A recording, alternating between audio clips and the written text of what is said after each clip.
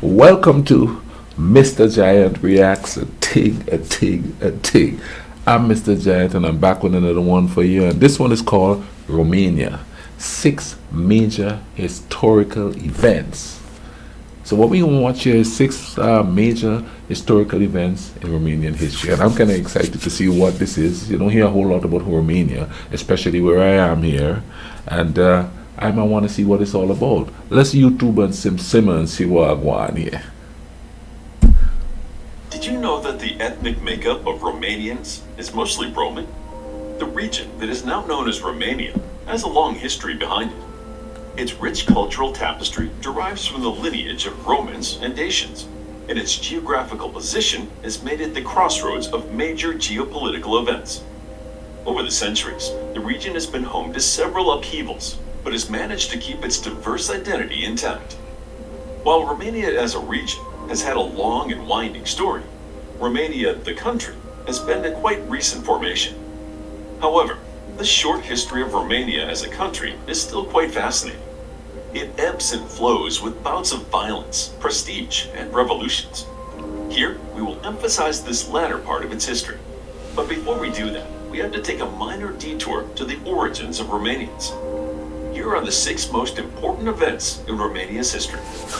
The Dacian Wars and the ethnic makeup. The first written sources about the kingdom of Dacia mention King Burebista and the bravery of the Dacian people. With Roman influence spreading eastward, Dacia would eventually fall. It was only a matter of time, and so it happened during the reign of Emperor Trajan, who warred against the most famous Dacian king, Decebalus. These conflicts are known as the Dacian Wars, and are sometimes also referred to as Trajan's Dacian Wars. The Roman historian Dio Cassius described Decebalus in the following words: "This man was shrewd in his understanding of warfare, and shrewd also in the waging of war. He judged well when to attack, and chose the right moment to retreat. He was an expert in ambuscades and a master in pitched battles, and he knew not only how to follow up a victory well, but also how to manage well a defeat. Hence, he showed himself a worthy antagonist of the Romans for a long time." Romans stayed in the territory of Romania until the 3rd century, and even gave the name to the future country. Experts believe that Roman settlers mixed with the native Dacians, bringing about the existence of the Romanian nation. But many years would pass before the people of the region gained a sense of ethnicity in a belonging to the same country. When the Roman Empire fell, 3 principalities emerged in the territory of modern-day Romania: Transylvania, Wallachia, and Moldavia. Now, if you check it out as far as history is concerned, if you notice, after the power that is falls, there's confusion there. And it seems that people go back to tribalism to a certain degree. And once you go back to tribalism, it's going to cause chaos for centuries, if somebody don't come along. Now, when there's chaos, that could spawn dictators.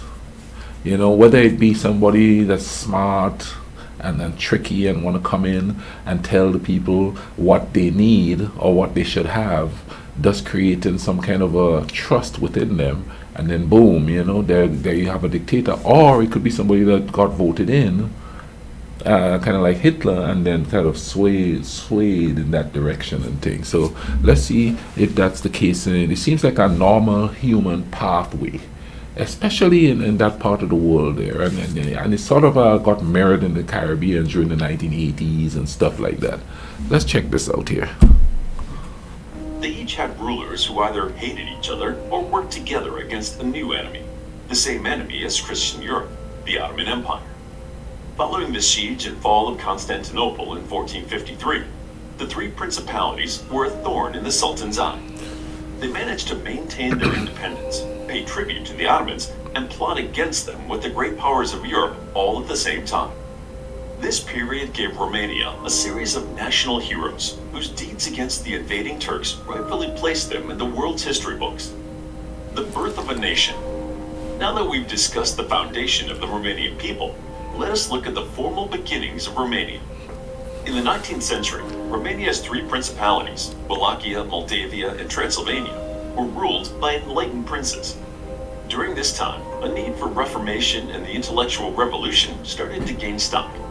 At the same time, Romania was caught between the East and the West, trying to figure out its place in the shifting gears of the European quest for power. After the Russo-Turkish Wars, the Ottoman Empire was waning, and the Habsburgs and Russians had big plans for the region. The three principalities were right next to the Black Sea, making them strategically important. The Russian Empress, Catherine the Great, wanted a resurrection of the Byzantine Empire and the union of Wallachia and Moldavia to form the historical Kingdom of Dacian. This would help her form a buffer zone between her empire and the Habsburg and Ottoman empires.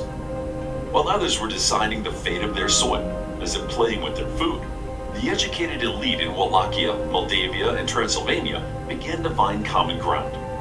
They started calling for a new community based on shared history and language. This idea took over the three principalities and quickly became a political tool. Before the Revolutionary War of 1848, the principalities of Wallachia and Moldavia had been culturally and politically influenced by two generations that were driven by similar motives and goals to improve their home country. The previous generations of the Enlightenment movement and the Romantics of the newly risen epoch led to the revolution in 1848. In 1859, after decades of negotiations with the West, Wallachia and Moldavia formed a union and named it Romania, although it wouldn't be official until 1862.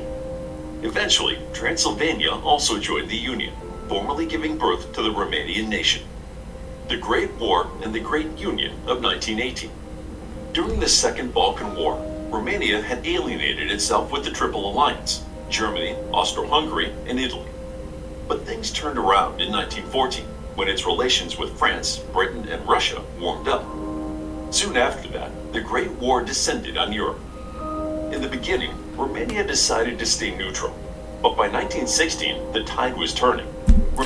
Now we talk about the people that spawned the new idea of the romanticized revolution was the elites to a certain degree. And a lot of people think that revolutions are just usually started by poor people rising up and thing, but it's usually like in these modern times, as far as I could tell, it's like the middle class, and that is a good thing. Now, if there's upper middle class, lower middle class, and then the middle class. Now, the lower middle class and the middle class might have some sort of a kinship with the poor, but the upper middle class, they might be thinking of upward mobility. And that could be one of the reasons why we end up with leaders that sort of selfish sometimes. And I'm talking from the Caribbean perspective, or the South American perspective, or even the third world perspective. You know what I mean? Like, for instance, our revolution back in 1979 started in the ideas for it was spawned in like a Catholic school. Now, that's what was told. But that was like a middle class group of people, you know, like the poor farmers who lost their farm and probably didn't really get that high up in school and stuff. They just followed suit. Let's get back to the story here. The history. Romania allied with France, Britain, Russia, and Italy and entered the war. Within the first 4 months of joining the war, Romania losses, both in terms of personnel and territory, were huge. Not to mention that the Germans were knocking on their front door. In 1917, they struck back and were successful on multiple fronts. After the war, the territories of Austro-Hungary dissolved. In Russia, the revolution continued, bringing new worries to Romania. Russian soldiers gave up on fighting because they were persuaded to join the Bolshevik Revolution. They were promised peace and land if they helped bring the Tsar down. In November 1917, the fall of the Russian Empire was imminent, and the Moldavians of Bessarabia took the opportunity to gain independence. On March 27, 1918, the Moldavians of Bessarabia voted to unite with Romania. After the dust settled, the Romanians in Transylvania, Bukovina, and Bessarabia declared their wish to join Romania. This is known as the Great Union of 1918. December 1st, or the Great Union Day, is still celebrated as a national holiday in Romania. The Second World War. In the 2 decades between the 2 world wars, Romania managed to build an internationally recognized state, which hurled itself forward into modernization. This was an era of enormous vitality and creativity for the Romanian people. The leading classes experimented with new political trends, as well as with philosophy, poetry, business, and economics. At the same time, Romanians experienced division and internal conflict as they had to reorganize all of their institutions, administration, and cultural and religious traditions. Nationalism was not a post-World War I phenomenon in Romania. It had been mounting since the 19th century, but it exploded during these relatively peaceful years. The notorious Iron Guard, the military wing of the National Christian Defense League, continued its activities for years. By 1937, they had become a massive movement, and during the elections of that same year, they won 15.58% of the popular vote. They owed their success to their tireless work in appealing to all levels of society, including peasants and rural clergy, the working and middle class of the cities, and those on the margins of society. The most numerous members of the Iron Guard were young intellectuals who regarded the organization as the youthful vitality Romania needed to return to its true values. When the Second World War began, Romania was in a precarious position. Caught between Germany and Russia, the two major forces of the war, their territorial gains of the First World War were quickly undone. They wanted to remain neutral, but under the leadership of Ion Antonescu, they ended up aligning with the Axis powers to regain their lost lands. The German invasion of the Soviet Union began on June 22, 1941. Around this time, King Michael and Prime Minister Antonescu declared a holy war for the freedom of Bessarabia and northern Bukovina. The Romanian people supported this cause because they needed to remove Russian influence from their territories. Because of the active propaganda, the people believed in the superiority of the German army, and they trusted the victory would be fast and complete. The offensive on the Romanian front started on July 2nd, and within a month, Bessarabia and Bukovina were again part of Romania. The end of 1941 saw Romania entering into conflict with the Western Allies. On December 5th, pressured by Russia, Great Britain declared war on Romania, and in turn, Romania declared war on Britain's ally, the United States, a day after the US had entered the war. It soon became evident that Romania's leaders and people were reluctant to step into open conflict with the Western powers. See how that was happening back then. Like I'm gonna use my country for an example. We had our revolution, right? We asked this country for help. Well, because they were aligned with the old prime minister, they didn't.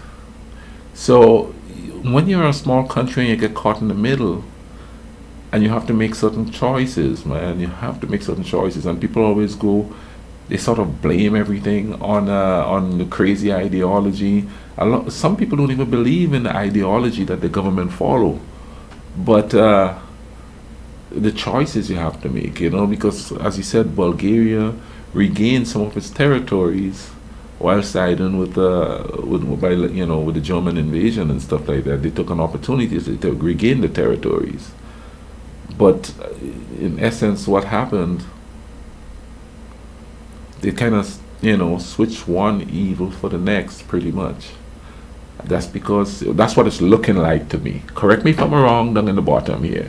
So, before we condemn people, like some people want to condemn a whole nation when they do something, unless it's clear cut that what they're doing is of selfish, complete and utter selfish means. You can't just blame a whole country. Because in war, especially being in the middle, at some point you have to make a choice. And it doesn't always end up being the right choice, but when you get stuck between a rock and a hard place, you got to do what you got to do. You know what I'm saying? Let's get back to this. The crucial turning point of the war for Romania was the defeat at Stalingrad. For the first time, Antonescu saw the weakness of the Nazi regime and its inability to protect Romania from the Soviet Union. Soviet-Romanian talks were underway when King Michael I sidelined Antonescu and signed an armistice with the Soviets. The king abdicated in 1947. The Soviet occupation and Ceausescu's demise. The Communist Party stayed in power for the next 4 decades, from the end of World War II until 1989. During their regime, Romania became isolated, not only from the Western world, but also from the Romania of the past, which had strived to connect with the modern thought of the West. The communists tried to modernize the country, but their methods were based on the Soviet model. The leaders of the Romanian Communist Party were unwilling to make any concessions with the people, and they disbanded any consultation with civilians. They believed their authority was ultimate, and they forbade all means of opposition. In the end, their inflexibility and complete ignorance of the population and their demands led to the fall of the communist regime in Romania. The climax of the communist saga in Romania arrived in 1989, when the Romanians rebelled against their communist leader, Nicolae Ceausescu, and executed him and his wife. Romania's economy had continued to grow during the first decade of Ceausescu's dictatorship, but by the early 1980s, it had started to crumble. The Romanian Revolution of 1989 brought about the end of the communist rule in Romania. Entry into the European Union. Romania had to make some big steps to be able to reach its full potential. Even today, Romania lags behind the rest of Europe, but it has made significant progress. In the meantime, other political parties started forming and stepping onto the political scene. The Romanian government officially applied for membership in the European Union in 1995, but Romania still had much to do to adjust its political, economic, and ideological doctrines to be more like other countries of Europe. Since then, Romania has continuously worked on many issues that were practically non-existent during the communist days, such as the freedom of religion, civil rights, and the rights of minorities. Romania joined NATO on March 29, 2004, and joined the European Union only 3 years later, in 2007. But the membership in the EU did not guarantee that Romania would get rid of all of the internal problems caused by communism. To this day, the country struggles with corruption, which often results in an inability to modernize the state. To learn more about the most important events in Romania's history, check out our book, History of Romania, a captivating guide to Romanian history. Okay, that was quite interesting. And I'll be honest with you, this is I've watched the Romania history video before. It's on the channel there if you all want to check it out. I'll link it up here. But this one was sort of more spread apart, you know what I mean? So you get some of the modern vibes in there too. I love this video, you know what I mean? I hope you guys like this video also, man, you know? So if you all like this video, drop a like on it and take, you know what I mean? And hey, I'll leave links here for you all to go check this video, you know, and I'll leave a link to this video in the description. I hope you guys are taking care of yourself, and in turn that will help take care of others. Cool runnings.